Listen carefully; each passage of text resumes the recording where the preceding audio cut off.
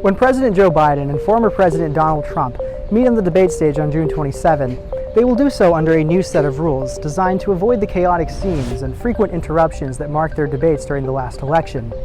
The new rules were introduced by CNN, which is hosting the first debate, and they include a number of measures to ensure each candidate's uninterrupted speaking time. The rule changes were proposed as a way to prevent a repeat of the first debate of the 2020 presidential cycle, during which the candidates regularly attacked each other's character. It was during that debate that Trump repeatedly interrupted and heckled Biden, prompting Biden's memorable retort.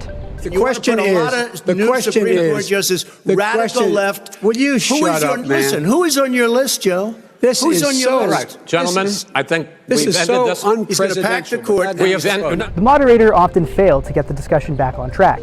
Both Biden and Trump have endorsed the new rules and committed to participate in the televised debate.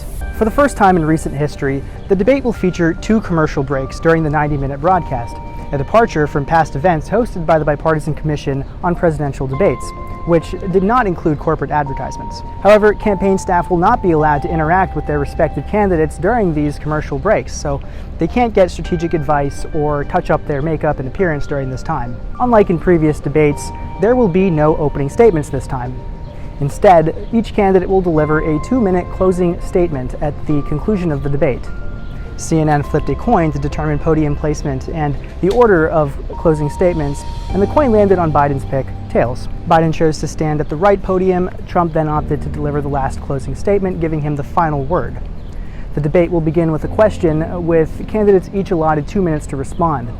This will be followed by 1-minute rebuttals and responses to the rebuttals, along with additional time at the moderator's discretion. Visual cues, such as flashing red lights, will alert candidates to their remaining speaking time.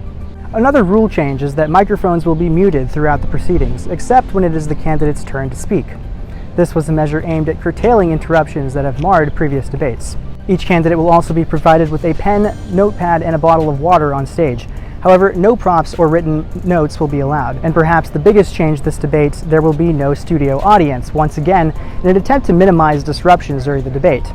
Typically, audience members are instructed to remain quiet while the candidates are speaking, but that rule has not always been followed. These are some of the ways in which the June 27 debate between Biden and Trump will be different from previous years.